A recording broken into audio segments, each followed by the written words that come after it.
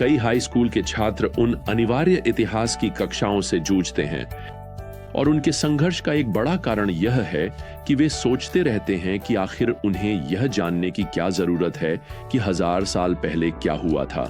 मेरा मतलब है, यह आज उनकी जिंदगी से कैसे जुड़ा हो सकता है। आप जानते हैं, मैंने कई ईसाइयों से भी इसी तरह का रवैया सुना है जब बात बाइबल की आती है।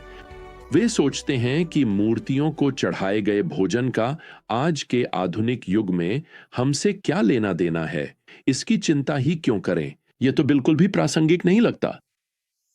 खैर, जब हम आज 1 कुरिन्थियों के 8वें और 9वें अध्याय में प्रवेश करते हैं तो हमें इसका उत्तर और कुछ बाइबल सिद्धांत मिलते हैं जिन्हें हम अपनी जिंदगी में लागू कर सकते हैं और हम इन्हें शाश्वत सिद्धांत कह सकते हैं।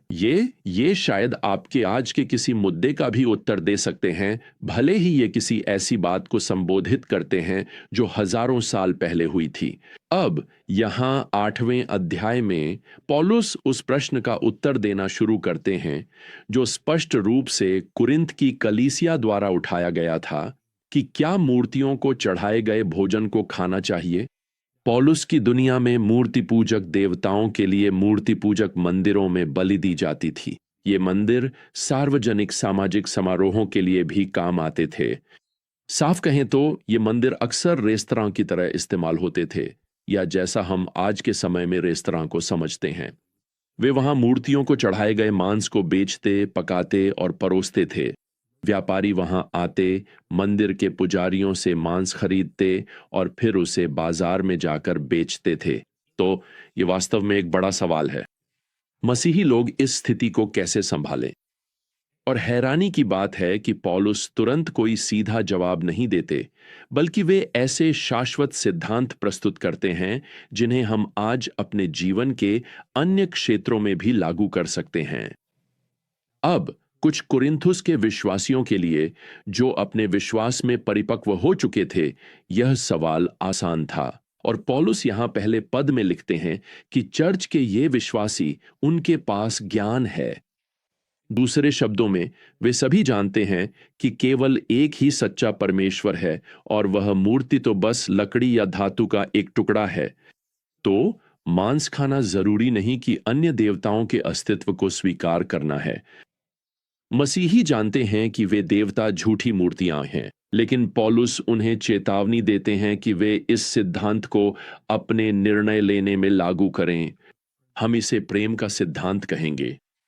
ज्ञान घमंड पैदा करता है, लेकिन प्रेम निर्माण करता है। दूसरे शब्दों में, किसी बाइबल विषय में ज्ञान होना एक बात है, लेकिन दूसरों के प्रति विनम्र और प्रेमपूर्ण रवैया रखना उतना ही महत्वपूर्ण है जितना कि बाइबल की सच्चाइयों में आपकी समझ। आइए अगले सिद्धांत को स्वतंत्रता का सिद्धांत कहें।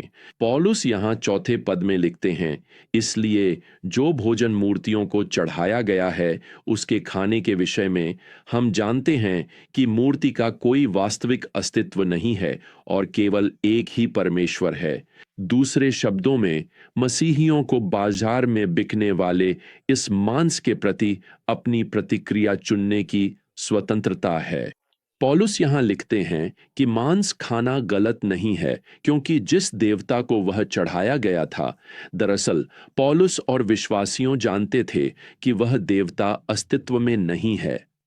लेकिन फिर पौलुस यहां 7वें पद में यह चेतावनी जोड़ते हैं, हालांकि सभी के पास यह ज्ञान नहीं है, बल्कि कुछ लोग जो पहले मूर्तियों के साथ जुड़े रहे हैं, वे भोजन को सचमुच मूर्ति को चढ़ाया गया मानकर खाते हैं और उनकी अंतरात्मा, जो कमजोर है, दूषित हो जाती है। दूसरे शब्दों में, इन नए विश्वासियों के लिए मांस खाना उनकी पूर्व मूर्ति पूजा की याद दिलाता था और यह उनके लिए अब भी एक बहुत वास्तविक शक्ति, एक दुष्ट आत्मा की शक्ति का प्रतिनिधित्व करता था जो मूर्ति पूजा में थी और उन पर हावी थी। इसलिए वे साफ अंतरात्मा के साथ मांस नहीं खा सकते। क्या मसीहियों को इसकी परवाह करनी चाहिए? खैर, पौलुस यहां अगले कुछ पदों में कहते हैं कि हां, करनी चाहिए। कोरिन्थ के मसीही मांस खाने के लिए स्वतंत्र हैं, लेकिन उनकी यह स्वतंत्रता इस बात का ध्यान रखनी चाहिए कि उनके साथी विश्वासियों की क्या सोच है। वास्तव में वह यहाँ 9वें पद में कहते हैं, सावधान रहो कि तुम्हारा यह अधिकार किसी तरह निर्बल के लिए ठोकर का कारण न बन जाए। यानी वह नया विश्वासी, अगर कोई कमजोर विश्वासी किसी अधिक स्वतंत्र विचार वाले या अधिक परिपक्व विश्वासी को उस मंदिर के रेस्तरां में खाते हुए देखता है, तो हो सकता है कि वह भी वही करे और कम से कम अपनी अंतरात्मा के विरुद्ध जाए या सबसे बुरी स्थिति में मूर्ति पूजा की ओर लौटने के लिए प्रलोभित हो जाए। तो किसी भी तरह उनके मसीह के साथ चलने में नुकसान हो सकता है। इसलिए पौलुस अब प्रेम के सिद्धांत और स्वतंत्रता के सिद्धांत के साथ साथ सीमितता का सिद्धांत भी जोड़ते हैं। दूसरे शब्दों में, हमें मसीह में अपनी स्वतंत्रता को सीमित करने के लिए तैयार रहना चाहिए। अगर अपनी स्वतंत्रता का उपयोग करने से किसी साथी विश्वासी को नुकसान पहुंचता है या किसी कमजोर नए विश्वासी को भ्रमित करता है, तो ऐसा न करें। यही पौलुस की प्रतिबद्धता है पद 13 में। अगर भोजन से मेरा भाई ठोकर खाता है तो मैं कभी मांस नहीं खाऊंगा। प्रियजनों, आप स्पष्ट अंतरात्मा से कई गतिविधियों में भाग लेने को स्वतंत्र हों, पर इस सुरक्षा के सिद्धांत को, इन छोटे विश्वासियों की रक्षा के सिद्धांत को जो आपको देख रहे हैं, मत भूलिए। और इसलिए आप कभी कभी उनकी खातिर अपनी स्वतंत्रता को सीमित करते हैं। अब यहां 9वें अध्याय में पौलुस इन शाश्वत सिद्धांतों को अपने स्वयं के सेवा कार्य में लिए गए कुछ निर्णयों के उदाहरण से समझाने जा रहे हैं, और यहां निर्णयों की एक काफी विस्तृत श्रृंखला है। हां, पौलुस कहते हैं यहां उसके पास खाने पीने की स्वतंत्रता है। चौथे पद में यह मूर्तियों को चढ़ाई गई चीजों को खाने पीने का संदर्भ है। हां, पौलुस यहां 5वें पद में लिखते हैं कि उन्हें एक विश्वासी पत्नी के साथ यात्रा करने की स्वतंत्रता है, जैसे अन्य प्रेरितों ने भी अपनी पत्नियों को सेवा कार्य की यात्राओं में साथ लाया है। छठे और 7वें पद में यह स्पष्ट किया गया है कि पौलुस को कलीसिया से आर्थिक सहायता पाने का अधिकार है। उन्हें अपने खर्चों को अन्य मसीहियों द्वारा पूरा करवाने का अधिकार है।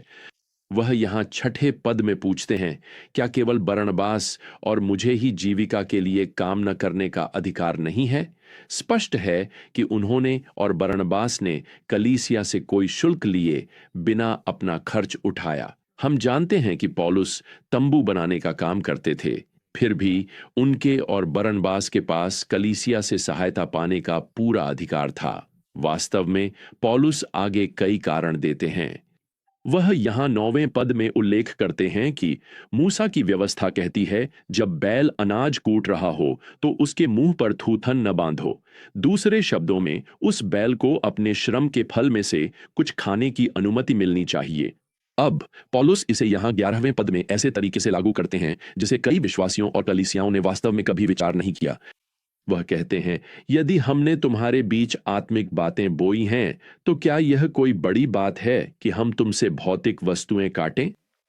खैर, स्पष्ट है कि यही मानक होना चाहिए, लेकिन पौलुस यहां 12वें पद में आगे लिखते हैं, फिर भी हमने इस अधिकार का उपयोग नहीं किया, बल्कि हम सब कुछ सह लेते हैं ताकि मसीह के सुसमाचार के मार्ग में कोई बाधा न आए। पौलुस इस मुद्दे के प्रति संवेदनशील थे। वह नहीं चाहते थे कि उन पर सुसमाचार प्रचार के बदले पैसे या लाभ के लिए आरोप लगे।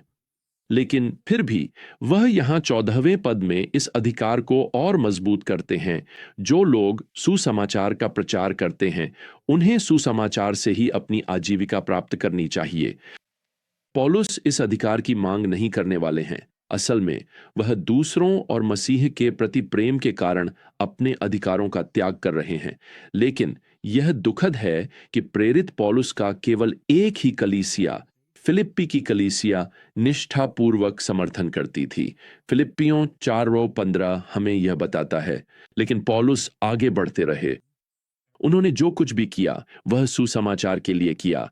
वह यहाँ 20वें पद में लिखते हैं, यहूदियों के लिए मैं यहूदी जैसा बन गया ताकि यहूदियों को जीत सकूं। दूसरे शब्दों में, पौलुस कुछ यहूदी प्रथाओं का पालन करने तैयार थे ताकि उनके साथ सेतु बना सकें।